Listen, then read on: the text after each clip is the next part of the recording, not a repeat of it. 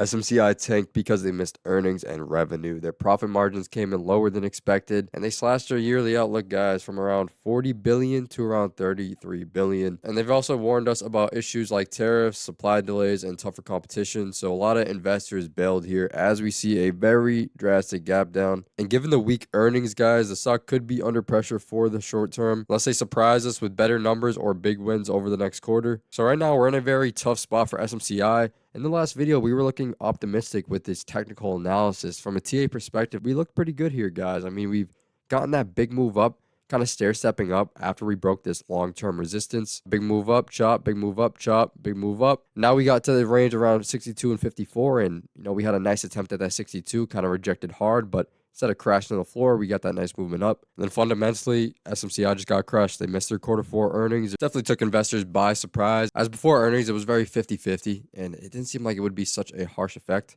Although we did get a very harsh effect, right? We've got gap down at this point around 13 to 14%, and we got a continuation down to around 21, 22%. Now we're touching that floor of 44, closing at 44.60. So really right back to that range where we got that big momentum leading us to a next movement up after kind of breaking out of that long-term resistance. So should we expect buyers to finally step in here at this support level and see some upside in a possible gap fill, or are we going to get pushed further down, kind of reaching that $37 support level where that was a past resistance and we broke out of that, gapping up, getting to this tighter type of price action at the top of this resistance? So starting on the weekly time frame, guys, as we covered, we got that nice movement up to that 122 level, created this long-term resistance. That's where we kind of broke out, and now fundamentals stepped in, guys. Really a big quarter miss that leads us to this red bar right here, really retracing a lot of this movement, right? We kind of broke out, got a nice movement, and now it's retraced close to right where we broke out. What I like to point out, though, guys, we are still out of this resistance area. Yes, we've retraced, but as long as buyers can find that support around that 44 or even that 37 in the medium to long term, we are looking good. Good news definitely has to flush in with SMCI to see a nice reaction back up. Sellers could ride this momentum for a bit, kind of pushing us down to this $37 level, where then we could find some support and try to rally back up, kind of retesting this resistance level, possibly using that as support. So either that 37 or that right below that 37, right, testing that. But weekly stands pretty self-explanatory, right? We've gotten that big move out, we had that nice continuation, and now the quarter four earnings were very rough for SMCI and we got pushed back down. All right, guys, so on the daily chart for my long-term investors here, guys, and anyone wondering, should I hold on to SMCI? If we continue to fall, look for that $37 level. Furthermore, guys, look for that bounce off this resistance, as it did once we broke out. Once we broke out that long-term resistance, we used it as support. Does the stock have to fall that far down? Not necessarily, right? We could find a support zone right here. That $44 level was a very tough resistance for some time, as we kind of tried to break that a couple times, couldn't break it. Really struggled trying to break that for some time before breaking out of that long-term resistance. So if we do get the bounce here, definitely looking good for the upside if we could quickly reclaim the highs of around that $47 level, $48 level, and start to push above and start to fill this gap up. But if we fall below that 44 and the sellers kind of ride this momentum that they got going on here, guys, look for that $37 hold, as that was the past resistance as well as we covered on the channel, guys. Kind of rejecting off here a couple times, rejecting here, leading to a further move down, rejecting here, right? Just a lot of times where we kind of rejected off that spot. We also used that as support in the past and a big indicator. If we broke that level, we would have a nice sharp movement up. So a good possibility if we don't hold this $44 level as support, we will be holding that $37 as support. So watch as the sellers try to ride this momentum. We either see a bounce here by the buyers trying to quickly correct this gap down, or we see a continuation further from the sellers.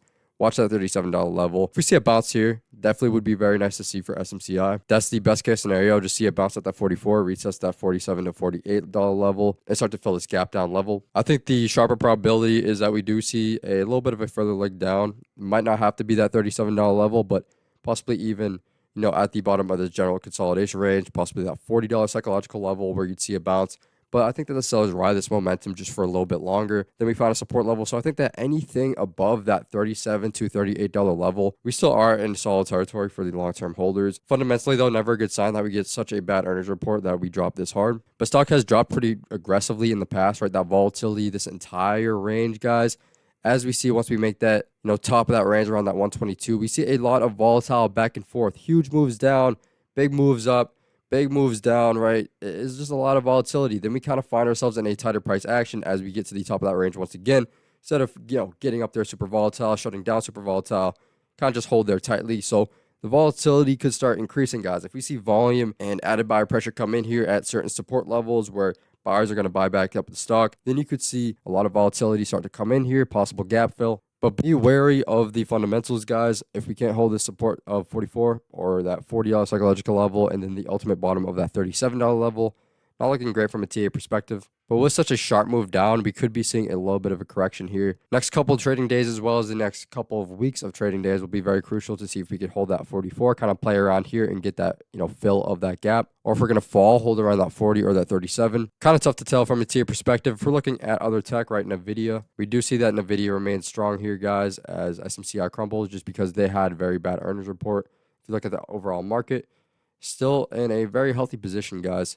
We had that fake breakdown here, and then we had that nice correction, right? People thought that the bears were going to get into that control with that gap down continuation for a day, but then we correct right back up, and we're kind of testing that, high area, closing right at that 574. So overall, market's still remaining quite healthy, guys, even after being very, very overextended. Watch for that possible continuation to the downside, a bounce off that $40 level. And then on the lesser optimistic side, watch for that bounce of 37. All right, guys, now on the hourly, we see how we had some nice price action, right? Breaking through that 54. Testing that 62. Buyers really looking nice here. And that stair-step-like pattern, this entire movement up. Big move up, chop, nice move up, chop. Nice move up. And we see a little bit of back and forth here, kind of looking like we're going to ping pong around between these ranges of 54 and 62. But then that's when the bad news comes in and it just gaps us down all the way below that range, below several support levels, hold up around that rough $44 bottom. So possible bounce here, always a chance, but we'll see if the sellers want to ride their momentum. For the short term, guys, we do lean bearish slightly, given that very, aggressive movement down, unless we find some nice support at that 44 and we continue to see buyers step in here at this 44, really holding that support level. If we can't get that bounce sooner than later, guys, could be a good spot to kind of trim. The company itself does seem a little bit unsure about the next couple of earnings reports. They are worried about competition, worried about tariffs. They are under a lot of pressure here now, so watch for those support levels to trigger. Definitely liked what we were seeing, guys. If you've been following the channel, TA perspective looked very, very nice, breaking an extremely long resistance level, getting this nice kind of overextended run up, but in a very nice ascending, healthy manner, not a sharp movement up like we see right here. Just a very nice ascending profile, guys, and buyers in that ultimate control, making these big moves up, not getting pushed back down, chopping a bit, making a big move up, chopping, making a big move up, and chopping. But the fundamentals and bad earnings ultimately push us down. That can happen. It's hard to measure. So what you want to take away from this video is those support levels, and we want to see a nice bounce from the buyers, kind of stub out that seller momentum that they got going on here. Sellers could ride this momentum out, but it's not always the case. You see on some stocks, you get a big gap down, and sellers continue to move up. You see on other case scenarios where sellers get a big gap down, and there's a quick gap fill, and buyers step right back in. Possible good news, along with good buying pressure at certain levels. So next couple of days, 2 weeks are going to be crucial for SMCI. Stay patient with this one, guys. Let me know your price predictions in the comments below. Let me know if you want me to continue covering SMCI. Make sure to like and subscribe if you do. And as always, trade smart. I will see you all in the next one.